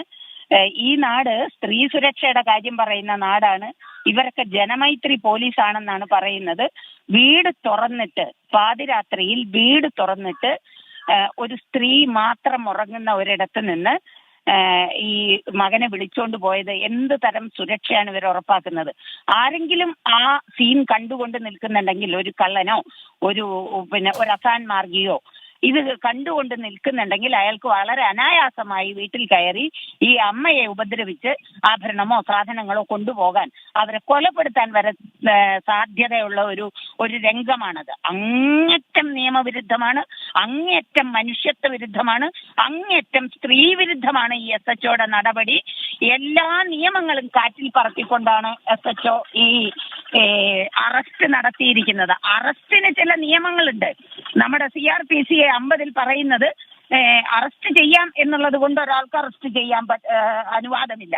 മാത്രമല്ല, അറസ്റ്റ് ചെയ്യുമ്പോൾ പാലിക്കേണ്ടത് ഈ അറസ്റ്റ് ചെയ്യപ്പെടുന്ന ആൾക്ക് ആരെങ്കിലും അറിയിക്കണമെങ്കിൽ അറിയിക്കാൻ അനുവാദം കൊടുക്കണം എന്നാണ്. ഇത് കിടന്നുറങ്ങുന്ന അമ്മയോട് പറയാതെ ആ സ്ത്രീയുടെ അവസ്ഥ എന്നാലോചിച്ച് നോക്ക്. രാത്രിയിൽ ഉണരുമ്പോൾ വീട് തുറന്നു കിടക്കുന്ന മകൻ വീട്ടിലില്ല. അവരുടെ ജീവൻ ഇപ്പൊ നിലനിൽക്കുന്നത് ഈ റൂബിന്റെ ഭാഗ്യം കൊണ്ട്. എന്ത് ഭയങ്കരമായ ഒരവസ്ഥയിലായിരിക്കും. ഫോൺ വിളിച്ചിട്ട് എടുക്കുന്നില്ല. എന്തായിരിക്കും മകന് പറ്റിയത് എന്ന് ആ സ്ത്രീ എന്തായിരിക്കും ആലോചിച്ചിട്ടുണ്ടാവുക? ഈ സംസ്ഥാനത്തെ പോലീസ് വകുപ്പിനെ ഒന്നടങ്കം അധിക്ഷേപിക്കാൻ തക്ക നടപടിയായി പോയി ആ SHOയുടേത്. അയാൾ ഉടനെ തന്നെ ശിക്ഷിക്കപ്പെടേണ്ടതുണ്ട്. അയാൾക്കെതിരെ നടപടി ഏറ്റവും അടിയന്തരമായി വരേണ്ടതുണ്ട്. ഞങ്ങൾ ഇന്നലെ വലിയ ജനകീയ പ്രക്ഷോഭം ചാലക്കുടിയിൽ നടത്തി. DYSPയുടെ ഓഫീസിന് മുന്നിലേക്ക് ഞങ്ങൾ ഈ മാർച്ച് നടത്തുമ്പോൾ ഞങ്ങൾ DYSPക്കെതിരെയും ആരോപണം ഉന്നയിച്ചിരുന്നു. അദ്ദേഹം ഈ SHOയ്ക്ക് ക്ലീൻ ചിറ്റ് കൊടുത്തിരിക്കുകയാണ്. അറസ്റ്റ് നടപടികളിൽ കുഴപ്പമൊന്നുമില്ലാന്ന്. അതെന്തറിഞ്ഞിട്ടാണ് ഈ DYSP അങ്ങനെ തന്റെ ഒരു കീഴ് ജീവനക്കാരനെ സംരക്ഷിക്കാൻ ഇത്ര തെറ്റായ ഒരു റിപ്പോർട്ട് കൊടുക്കുന്ന ഒരു DYSPയും പോലീസ് വകുപ്പിന് അപമാനം തന്നെയാണ്.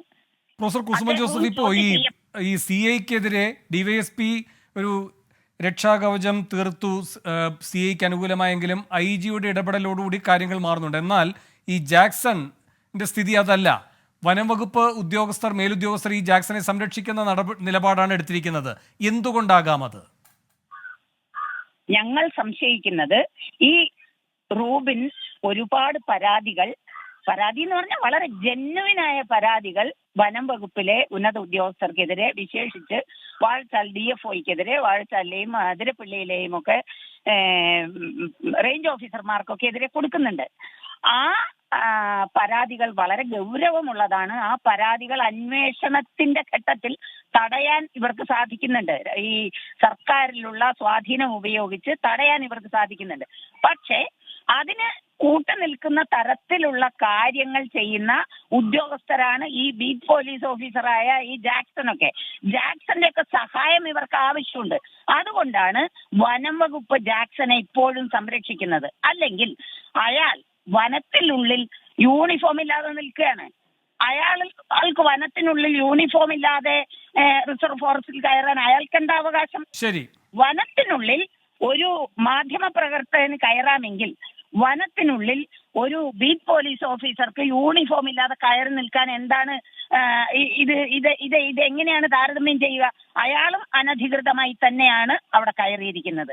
മാധ്യമ പ്രവർത്തകന് റിപ്പോർട്ട് ചെയ്യാൻ കയറാൻ പാടില്ല എന്ന് പറയുന്നവർ യൂണിഫോം ഇല്ലാതെ നിയമവിരുദ്ധമായി ഈ വനത്തിൽ കയറി നിൽക്കുന്നത് എന്തിനാണ്? മാത്രമല്ല, അയാളെ സംരക്ഷിക്കുന്ന തരത്തിൽ വനം വകുപ്പിന് തന്നെ ആക്ഷേപമാകുന്ന തരത്തിലാണ് അയാളെ കുറെ കൂടി വീടിന്റെ അടുത്തേക്ക് സൗകര്യപ്രദമായി ട്രാൻസ്ഫർ കൊടുത്തിരിക്കുകയാണ്. അതിന്റെ അർത്ഥം അയാൾ വനം വകുപ്പിലെ ഉന്നത ഉദ്യോഗസ്ഥർക്ക് അനധികൃത കാര്യങ്ങൾ ചെയ്യാനുള്ള സഹായം.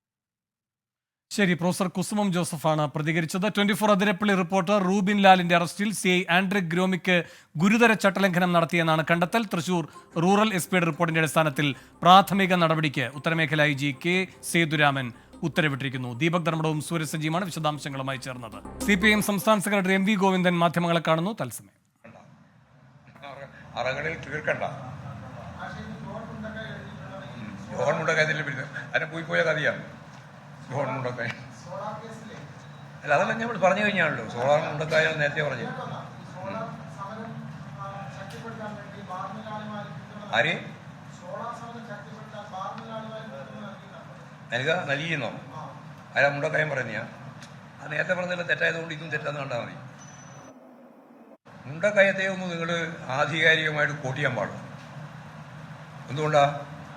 അദ്ദേഹം പറഞ്ഞിരുന്ന ഏറ്റവും പ്രധാനപ്പെട്ട ഒരു കാര്യം, അവിടെ ആ സമരം ഒത്തുതീർപ്പുമായി ബന്ധപ്പെട്ട് 2 വ്യക്തികൾ പേരെടുത്ത് പറഞ്ഞു. അവർ രണ്ടാളും അതിനെ നിഷേധിച്ചു.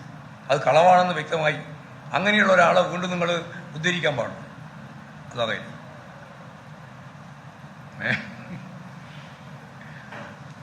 ഇങ്ങനെയുള്ള കുറേ ആളുകൾ പുറപ്പെട്ടിട്ടുണ്ട്. അതിനൊക്കെ നമ്മളെന്ത് മറുപടി പറയേണ്ട കാര്യമുള്ളത്? ഇതാണ് ഒന്നും പറയാനുണ്ടോ?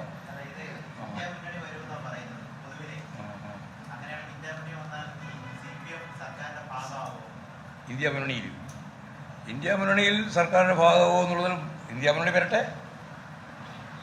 ഇല്ലാതൊരു കാര്യത്തിനെ പറ്റി ഇപ്പോൾ തന്നെ ചർച്ച ചെയ്യേണ്ട കാര്യമുണ്ടോ? വന്നു കഴിഞ്ഞാൽ അപ്പോൾ നമുക്ക് അറിയിക്കാം. അതെല്ലാം ബോർഡും രീതി വെച്ചാണല്ലോ. ഇവിടെ നിന്നാണ് മന്ത്രി അല്ലേ? ഇവിടെ നിന്നാണ് മന്ത്രി 3 മന്ത്രിമാരെ പറ്റി എഴുതി വെച്ചിട്ടുണ്ട് കേരളത്തിൽ BJP-ക്കാർ. അതുപോലെ മന്ത്രിപ്പണിക്ക് വേണ്ടി ഇപ്പോഴേ കുപ്പായം തോണ്ടി പോകുന്നതെന്നല്ല അടുത്ത ജനത്തിൽ വേണ്ടിക്കാർ. ഞങ്ങൾ അതിശക്തിയായിട്ടുള്ള രാഷ്ട്രീയ ദിശാബോധത്തോടെ ഇന്ത്യൻ പാർലമെന്റിൽ പ്രവർത്തിക്കാൻ പറ്റുന്ന സഖാക്കളെയാണ്, നേതാക്കന്മാരെയാണ് നിർത്തിയിട്ടുള്ളത്. അവരെ കേന്ദ്ര ആഭ്യന്തരമന്ത്രിയാക്കാം, അവരെ കേന്ദ്ര ധനകാര്യമന്ത്രിയാക്കാം, വിദേശകാര്യമന്ത്രിയാക്കാം, എന്തെല്ലാം മന്ത്രിയാകണോ അവരെല്ലാം ആക്കാനുള്ള ശേഷിയുള്ളവരാണ് കേരളത്തിൽ നിന്ന് പോകുന്ന ഈ പ്രധാനപ്പെട്ട ഇടതുപക്ഷ ജനാധിപത്യ മുന്നണി നേതാക്കന്മാരെല്ലാം. അതുകൊണ്ട് അവരെല്ലാം നാളെ മന്ത്രിയാവാൻ പോവാണ്, വിദേശകാര്യമന്ത്രിയാവാൻ പോവാണെന്നുള്ള ഒന്നും അർത്ഥമില്ല. അവർക്കല്ല അതിനുള്ള എല്ലാമുള്ള കഴിവുള്ളവരാണ്. MV ഗോവിന്ദൻ മാധ്യമങ്ങളെ കാണുന്നതിന്റെ തത്സമയ സംപ്രേഷണമാണ് കണ്ടത്. പൂക്കോട് വെറ്ററിനറി കോളേജ് വിദ്യാർത്ഥി JS സിദ്ധാർത്ഥന്റെ ദുരൂഹ മരണത്തിൽ മുഴുവൻ പ്രതികൾക്കും ജാമ്യം.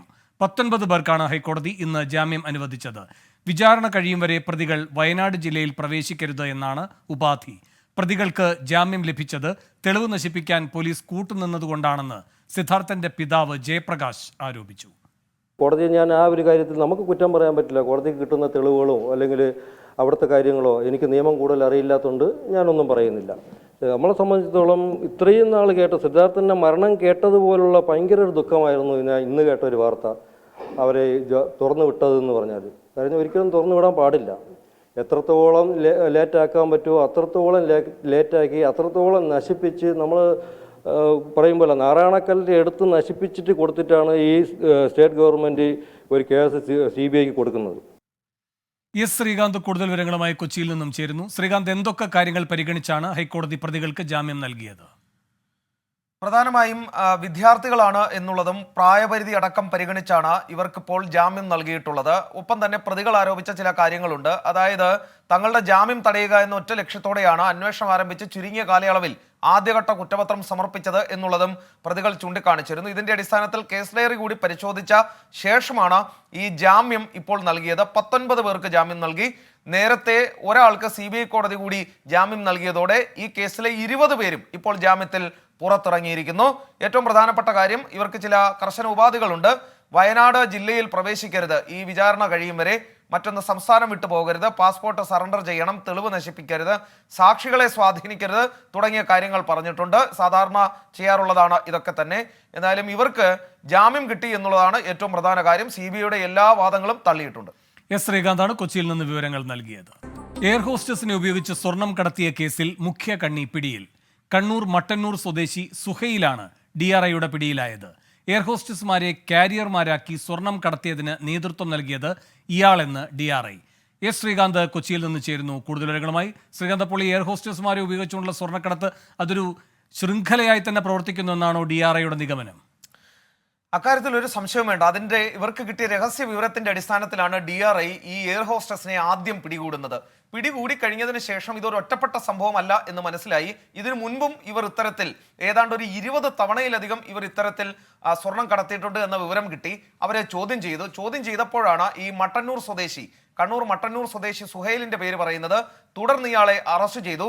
കേരളത്തിൽ ഇവരെ ഏകോപിപ്പിച്ചിരുന്നത്, ഈ സാധനം കൈപ്പറ്റിയിരുന്നതും ഏകോപിപ്പിച്ചിരുന്നതും സുഹൈലാണ് എന്നുള്ള കാര്യമാണ് ഇവർ പറഞ്ഞത്.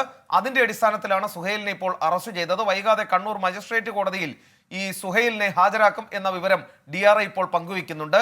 കൂടുതൽ എയർ ഹോസ്റ്റസ്മാർ ഈ ശൃംഖലയിൽ ഉൾപ്പെട്ടിട്ടുണ്ട് എന്നുള്ള കാര്യം ഇവർ മൊഴിയായി നൽകിയിട്ടുണ്ട്. അവരെ കേന്ദ്രീകരിച്ചുള്ള അന്വേഷണം DRI മുന്നോട്ട് കൊണ്ടുപോവുകയാണ്. എസ് ശ്രീകാന്താണ് കൊച്ചിയിൽ നിന്ന് വിവരങ്ങളുമായി ചേർന്നത്. മഴ കുറഞ്ഞതോടെ വീടുകളിലടക്കം ശുചീകരണ പ്രവർത്തനങ്ങൾ നടത്തി കൊച്ചി നിവാസികൾ. പറവൂരിലെ ദുരിതാശ്വാസ ക്യാമ്പിൽ നിന്നും ആളുകൾ വീടുകളിലേക്ക് മടങ്ങി. മഴക്കാലപൂർവ്വ ശുചീകരണം അവതാളത്തിലായി എന്നാരോപിച്ച് കളമശ്ശേരി മുനിസിപ്പാലിറ്റിയിലേക്ക് CPIM-ഉം മന്ത്രി P. രാജീവിന്റെ ഓഫീസിലേക്ക് കോൺഗ്രസും പ്രതിഷേധ പ്രകടനം നടത്തി. തകർത്തു പെയ്ത മഴ മാറി നിന്നതോടെയാണ് വെള്ളം കയറിയ വീടുകളിൽ ശുചീകരണ പ്രവൃത്തിയുമായി വീട്ടുകാർ തന്നെ രംഗത്തെത്തിയത്. കളമശ്ശേരി മൂലേപ്പാടത്തായിരുന്നു പ്രധാനമായും ശുചീകരണ പ്രവർത്തനങ്ങൾ നടന്നത്. വീടുകളിൽ കെട്ടിക്കിടന്ന അഴുക്കുവെള്ളമടക്കം നീക്കം ചെയ്തായിരുന്നു ശുചീകരണം. വീട്ടിലുണ്ടായിരുന്ന ഗൃഹോപകരണങ്ങളെല്ലാം പോയി, ലാപ്ടോപ്പ്, TV, അതുപോലെ വാഷിംഗ് മെഷീന്, അങ്ങനെയുള്ള എല്ലാ സംവിധാനങ്ങളും നശിച്ചിരിക്കുകയാണ്. അങ്ങനെ പുതിയ കാർ ഫുൾ ലോസ് ആണ് ഇപ്പോൾ സംഭവം. ഇതിരുന്ന് തുണികൾ കംപ്ലീറ്റ് പോയി. ഇനിയിപ്പോ ഈ ഡ്രസ്സൊന്നും മാറിയിടാനുള്ള സംവിധാനം ഞങ്ങൾക്കില്ല. പക്ഷെ ഇതൊക്കെ ഒന്ന് കാണുകയോ ഞങ്ങളുടെ ദുഃഖത്തിലൊക്കെ ഞങ്ങളെ ആശ്വസിപ്പിക്കുകയോ ചെയ്യാനായിട്ടുള്ള അധികാരികൾ ആരും ഇതുവരെ ഇങ്ങോട്ട് തിരിഞ്ഞു നോക്കിയിട്ടില്ല. അതിനിടെ മഴക്കെടുതിയിൽ നാടുവലഞ്ഞിട്ടും ആവശ്യമായ ഇടപെടലുകൾ നടത്തുന്നില്ലെന്നാരോപിച്ച് കോൺഗ്രസിന്റെ നേതൃത്വത്തിൽ മന്ത്രി P. രാജീവിന്റെ ഓഫീസിലേക്ക് പ്രതിഷേധ പ്രകടനം നടന്നു. ഇങ്ങനെ മഴ വരുമെന്നും ഇത്തരത്തിൽ മഴവെള്ളം കയറുമെന്നും തന്റെ മണ്ഡലത്തിൽ ഉൾപ്പെടെ മുൻപ് ഉണ്ടായിട്ടുള്ള വെള്ളക്കെട്ട് പരിഹരിക്കണമെന്നും നന്നായി അറിയാവുന്ന മന്ത്രി എന്തുകൊണ്ടാണ് തന്റെ ഉത്തരവാദിത്വം നിർവഹിക്കാതിരുന്നത്? കളമശ്ശേരിയിൽ വെള്ളക്കെട്ട് രൂക്ഷമായിട്ടും നഗരസഭ തോടുകൾ വൃത്തിയാക്കാൻ തയ്യാറാകുന്നില്ലെന്നാരോപിച്ച് CPIM-ന്റെ നേതൃത്വത്തിൽ കളമശ്ശേരി മുനിസിപ്പാലിറ്റി ഓഫീസിനു മുന്നിലേക്കും പ്രതിഷേധം സംഘടിപ്പിച്ചു.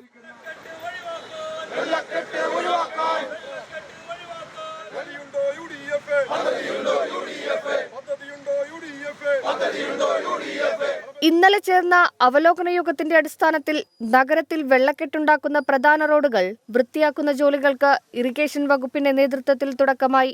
24 കൊച്ചി. സംസ്ഥാനത്ത് ജൂൺ 4 വരെ മഴയ്ക്ക് സാധ്യത. ഇന്ന് 7 ജില്ലകളിൽ യെല്ലോ അലർട്ട്. 5 ജില്ലകളെ മഴ മുന്നറിയിപ്പിൽ നിന്നും ഒഴിവാക്കി. ഹരികൃഷ്ണൻ തിരുവനന്തപുരത്ത് നിന്ന് കൂടുതൽ വിവരങ്ങളുമായി ചേരുന്നു. ഹരികൃഷ്ണൻ, എന്തൊക്കെയാണ് കാലാവസ്ഥാ മുന്നറിയിപ്പിന്റെ വിശദാംശങ്ങൾ? വേണു, സംസ്ഥാനത്ത് വരും ദിവസങ്ങളിലും ശക്തമായ മഴ ഉണ്ടാകുമെന്നുള്ളതാണ് കേന്ദ്ര കാലാവസ്ഥാ വകുപ്പിന്റെ പ്രധാനപ്പെട്ട ഒരു മുന്നറിയിപ്പ് എന്ന് പറയുന്നത്. ഈ ജൂൺ 4 വരെ 7 ജില്ലകളിലാണ് യെല്ലോ അലർട്ട് പ്രഖ്യാപിച്ചിട്ടുള്ളത്. അതായത് ഈ കോഴിക്കോട്, മലപ്പുറം, പാലക്കാട്, ഇടുക്കി, അതേപോലെ വയനാട്, എറണാകുളം ജില്ലകളിലാണ് യെല്ലോ അലർട്ട് ഉള്ളത്. അത് മാത്രവുമല്ല, ഈ തെക്ക് കിഴക്കൻ അറബിക്കടലിൽ കേരളം തീരത്തിനരികെ ഒരു ചക്രവാത ചുഴി രൂപപ്പെട്ടിട്ടുണ്ട്. അത് കേരള തീരത്ത് ശക്തമായ പടിഞ്ഞാറൻ കാറ്റ് നിലനിൽക്കുന്നതിനാൽ ഈ ശക്തമായ മഴ ഉണ്ടാകാനുള്ള സാധ്യതയാണ് കേന്ദ്ര കാലാവസ്ഥാ വകുപ്പ് പ്രഖ്യാപിക്കുന്നത്. അത് മാത്രവുമല്ല, ഉയർന്ന തിരമാലയ്ക്കും അതേപോലെ തന്നെ കടൽക്ഷോഭത്തിനും സാധ്യതയുള്ളതിനാൽ ഈ തീരദേശവാസികളും അതേപോലെ ഈ മത്സ്യബന്ധനത്തിന് പോകുന്നവരും ജാഗ്രത പാലിക്കണം. ഈ മത്സ്യബന്ധനത്തിനുള്ള വിലക്ക് അത് തുടരുമെന്നാണ് കാലാവസ്ഥാ വകുപ്പ് പറയുന്നത്. അതായത് മത്സ്യബന്ധനത്തിന് പോകാൻ പാടില്ല എന്നുള്ളൊരു മുന്നറിയിപ്പ് കൂടിയാണ് കാലാവസ്ഥാ വകുപ്പ് പ്രധാനമായിട്ടും നൽകുന്നത്. അത് മാത്രമല്ല, ഈ സംസ്ഥാനത്തിന്റെ കാര്യത്തിൽ അടുത്ത 3 മണിക്കൂറിൽ എല്ലാ ജില്ലകളിലും മഴ മുന്നറിയിപ്പ്,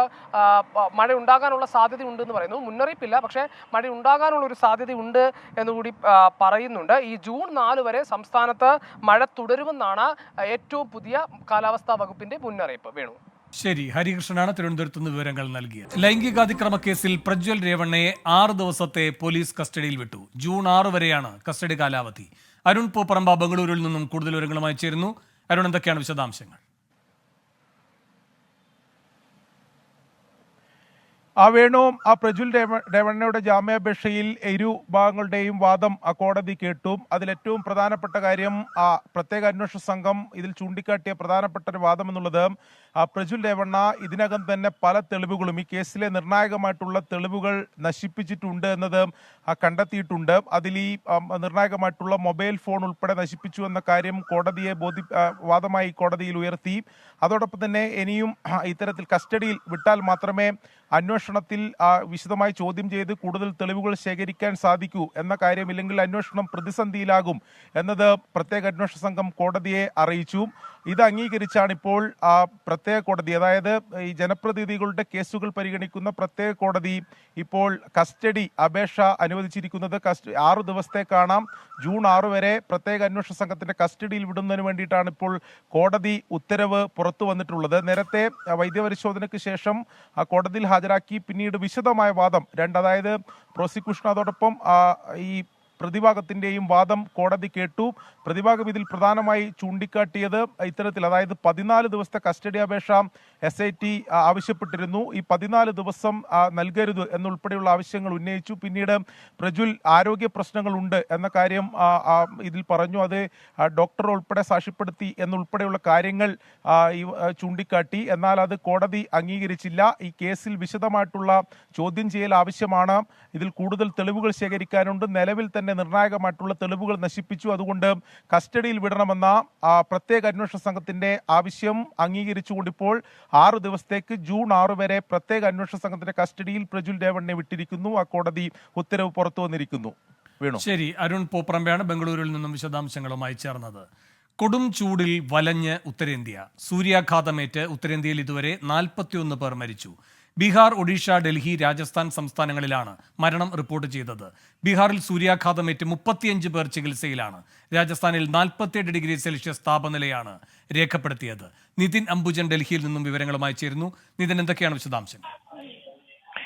വേണു, ഉഷ്ണതരംഗത്തിൽ വലയുകയാണ് ഉത്തരേന്ത്യയിലെ ജനജീവിതം. നിലവിലിപ്പോൾ ഡൽഹിയിൽ 48 ഡിഗ്രി സെൽഷ്യസിന് മുകളിലാണ് താപനില. രാജസ്ഥാനിൽ സമാനമായ നില തന്നെ 48 ഡിഗ്രി സെൽഷ്യസിന് മുകളിലാണ്. 41 പേരാണ് ഇതുവരെ ഡൽഹി, ഒഡീഷ, ബീഹാർ, രാജസ്ഥാൻ സംസ്ഥാനങ്ങളിലായി ഉഷ്ണതരംഗത്തിൽ മരിച്ചത്. ഇതിൽ ഏറ്റവും കൂടുതൽ മരണം റിപ്പോർട്ട് ചെയ്തത് ബീഹാറിലാണ്. ബീഹാറിൽ കഴിഞ്ഞ ദിവസം 15 പേർ മരിക്കുന്ന ഒരു സാഹചര്യമുണ്ടായി. അതിൽ തന്നെ ഇലക്ഷൻ ഡ്യൂട്ടിക്ക് പോയ 10 പേരും ഇത്തരത്തിൽ സൂര്യാഘാതം ഏറ്റു എന്നാണ് ഇപ്പോൾ ഏറ്റവും ഒടുവിലായി സർക്കാർ അറിയിച്ചിരിക്കുന്നത്. ഔറംഗാബാദ് കൂടാതെ നളന്ദ അടക്കമുള്ള ജില്ലകളിലാണ് ഈ മരണം റിപ്പോർട്ട് ചെയ്തിരിക്കുന്നത്. ഡൽഹിയിലും സമാനമായി തന്നെ 50 ഡിഗ്രിക്ക് മുകളിലേക്ക് താപനില പോകുന്ന ഒരു സാഹചര്യം ഉണ്ടായിരുന്നു. കൂടുതൽ ആളുകൾ ഈ ദേഹാസ്വസ്ഥ്യം അനുഭവപ്പെട്ട് ഇപ്പോൾ ആശുപത്രിയിൽ ചികിത്സയിൽ തേടുന്നവരുടെ എണ്ണം കൂടിയെന്നാണ് ഇപ്പോൾ ആശുപത്രി അധികൃതരടക്കം വ്യക്തമാക്കുന്ന ഒരു കാര്യം. അടുത്ത 3 ദിവസം കൂടി സമാനമായി തന്നെ ഡൽഹി ഉൾപ്പെടെയുള്ള ഉത്തരേന്ത്യ സംസ്ഥാനങ്ങളിൽ ചൂട് കനക്കുമെന്നാണ് കാലാവസ്ഥാ നിരീക്ഷണ കേന്ദ്രം അറിയിച്ചിരിക്കുന്നത്. അതോടൊപ്പം ഡൽഹിയിൽ ഇന്ന് പൊടിക്കാറ്റിന്റെ മുന്നറിയിപ്പും കാലാവസ്ഥാ നിരീക്ഷണ കേന്ദ്രം നൽകിയിട്ടുണ്ട്. കൂടാതെ റെഡ് അലർട്ടിലാണ് രാജസ്ഥാനിലെ 3 ജില്ലകളും അതോടൊപ്പം തന്നെ ഡൽഹിയിൽ ഇപ്പോൾ പ്രഖ്യാപിച്ചിരിക്കുന്നത്. വേണോ, നിതിൻ അംബുജനാണ് ഡൽഹിയിൽ നിന്നും വിവരങ്ങൾ നൽകിയത്. അത്യുഷ്ണത്തിനിടെ ഡൽഹിയിൽ കടുത്ത ജലക്ഷാമം. ഹരിയാന ആവശ്യമായ വെള്ളം നൽകുന്നില്ല എന്ന് ഡൽഹി സർക്കാർ ആരോപിച്ചു. ജലക്ഷാമം രൂക്ഷമായ സാഹചര്യത്തിൽ ഡൽഹി സർക്കാർ സുപ്രീം കോടതിയെ സമീപിച്ചു. ജലക്ഷാമം രൂക്ഷമായ സാഹചര്യത്തിൽ കേന്ദ്രത്തിന് ഡൽഹി സർക്കാർ കത്തെഴുതി. ഹരിയാന, ഉത്തർപ്രദേശ് സംസ്ഥാനങ്ങളിൽ നിന്ന് അധിക ജലം അനുവദിക്കണം എന്നാവശ്യപ്പെട്ടാണ് കത്ത്.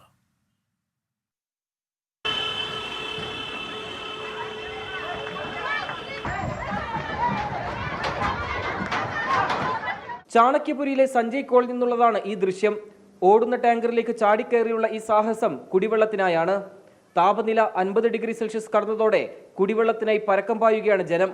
കന്നാസുകൾ നിരത്തി മണിക്കൂറുകൾ കാത്തുനിന്നാൽ മാത്രമേ വെള്ളം കിട്ടുകയുള്ളൂ. നഗരത്തിലെ മറ്റ് കോളനികളിലും സാഹചര്യം വ്യത്യസ്തമല്ല. देखो पहले ड्रम भरना जरूरी है, पहले ये भरना सबका, देखो सब खड़े है ना, सबका भरना जरूरी है ना, थोड़ा थोड़ा सबका भर दो आप, उसके बाद ड्रम भरते रहना, खाली होगा तो। टैंकर का मुझे पता नहीं, मैं तो आज पहली बार घर पे हूँ इसलिए आया भरने के लिए, नहीं तो मैं पानी भरने नहीं आता। दिक्कत तो है, बहुत ज्यादा दिक्कत है, अभी गर्मी टाइम बहुत ज्यादा दिक्कत है। देखो तो पीने के लिए तो ये सब क्या है, देखिए ये सब देखिए ले रखा हूँ, देखिए पीने के लिए है ना, ये सब किस लिए है, पीने के लिए है।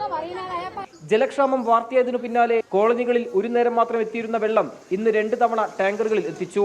ടാങ്കറുകളെ ഏകോപിപ്പിക്കുന്നതിനായി പ്രത്യേക സംഘത്തെ ഡൽഹി സർക്കാർ നിയോഗിച്ചു. അനാവശ്യമായി വെള്ളം പാഴാക്കിയാൽ 2000 രൂപ പിഴ ചുമത്തും. അതിനിടെ പ്രതിസന്ധി മറികടക്കാനായി അയൽ സംസ്ഥാനങ്ങളിൽ നിന്ന് ആവശ്യമായി വെള്ളം നൽകണമെന്നാവശ്യപ്പെട്ട് ഡൽഹി സർക്കാർ സുപ്രീം കോടതിയെ സമീപിച്ചു. 1 മാസത്തേക്ക് ക്രമീകരണം വേണമെന്നാണ് ഹർജിയിലെ ആവശ്യം. 24 ഡൽഹി. മഹാത്മാഗാന്ധിയെ ലോകം അറിഞ്ഞത് സിനിമയിലൂടെയാണെന്ന പ്രധാനമന്ത്രി നരേന്ദ്രമോദിയുടെ പ്രസ്താവനയ്ക്കെതിരെ പ്രതിഷേധം തുടരുന്നു. പരാമർശം അപമാനകരമെന്ന് രമേശ് ചെന്നിത്തല പറഞ്ഞു. പ്രധാനമന്ത്രി മാപ്പ് പറയണമെന്ന് ഡിവൈഎഫ്ഐ ആവശ്യപ്പെട്ടു. ഗാന്ധിജിയെക്കുറിച്ചറിയാൻ ലോകത്തിന് സിനിമയുടെ ആവശ്യമില്ലെന്ന് കത്തോലിക്ക സഭാ മുഖപത്രമായ ദീപിക മുഖപ്രസംഗം എഴുതി. നരേന്ദ്രമോദിക്കെതിരെ സംവിധായകൻ ലൂയിത് ബർമൻ ഗുവാഹത്തി പോലീസിൽ പരാതി നൽകി. പ്രധാനമന്ത്രി നരേന്ദ്രമോദിക്ക് ഹിന്ദു മഹാസഭയുടെ പ്രേതം ബാധിച്ചെന്ന് പരിഹസിച്ചുകൊണ്ടായിരുന്നു രമേശ് ചെന്നിത്തലയുടെ പ്രതികരണം. ഗോഡ്സെയെ പോലെ ഗാന്ധി ഘാതകരിൽ നിന്ന് പരിശീലനം ലഭിച്ചതുകൊണ്ടാണ് നരേന്ദ്രമോദി ഇത്തരം പരാമർശം നടത്തിയതെന്നും രമേശ് ചെന്നിത്തല. അദ്ദേഹം കേവലം ഒരു സിനിമയുടെ മാത്രമാണ് ലോകത്തെ തലമുറകൾ അറിഞ്ഞത് എന്ന പ്രധാനമന്ത്രിയുടെ പ്രസ്താവന നാഥുറാം ഗോഡ്സെയെ പോലെയുള്ള ഗാന്ധി ഘാതകരുടെ കയ്യിൽ നിന്ന് അദ്ദേഹത്തിന് പരിശീലനം കിട്ടിയതുകൊണ്ടാകാം. ഗാന്ധി സിനിമ ഇറങ്ങുന്നതിനു മുൻപേ മഹാത്മാഗാന്ധിയെ ലോകം ആരാധിച്ചിരുന്നു. എന്നാൽ പ്രധാനമന്ത്രിക്കത് വിശ്വസിക്കാൻ ആകുന്നില്ല എന്നത് കഷ്ടമാണെന്നായിരുന്നു ദീപികയുടെ മുഖപ്രസംഗം. ഗാന്ധിജിയെക്കുറിച്ച് അറിയാത്തവരുടെ സ്വാതന്ത്ര്യ സമരത്തെക്കുറിച്ചുള്ള അറിവ് എന്താണെന്ന ചോദ്യവും മുഖപ്രസംഗത്തിലുണ്ട്. ചരിത്രത്തിലെ ഏറ്റവും വലിയ ഗാന്ധി നിന്ദയാണ് മോദി നടത്തിയതെന്ന് ഡിവൈഎഫ്ഐ ദേശീയ അധ്യക്ഷൻ എ റഹീം. ചരിത്രത്തിലെ ഏറ്റവും വലിയ ഗാന്ധി നിന്ദയാണ് ശ്രീ നരേന്ദ്രമോദി നടത്തിയത്. ശ്രീ നരേന്ദ്രമോദി രാജ്യത്തോട് നിരുപാധികം മാപ്പ് പറയാൻ തയ്യാറാണ്. വിവാദത്തിന് പിന്നാലെ പ്രധാനമന്ത്രി നരേന്ദ്രമോദിക്കെതിരെ ചലച്ചിത്ര സംവിധായകൻ ലൂയിത് ബർമൻ ഗുവാഹത്തി പോലീസിൽ പരാതി നൽകി. ഗാന്ധിയെക്കുറിച്ചുള്ള പരാമർശം നിന്ദ്യവും അപകീർത്തികരവുമെന്ന പരാതിയിൽ ചൂണ്ടിക്കാട്ടുന്നു. 24 ഡൽഹി. ഇതോടെ ഇന്ന് സംഭവിച്ചത് അവസാനിക്കുന്നു.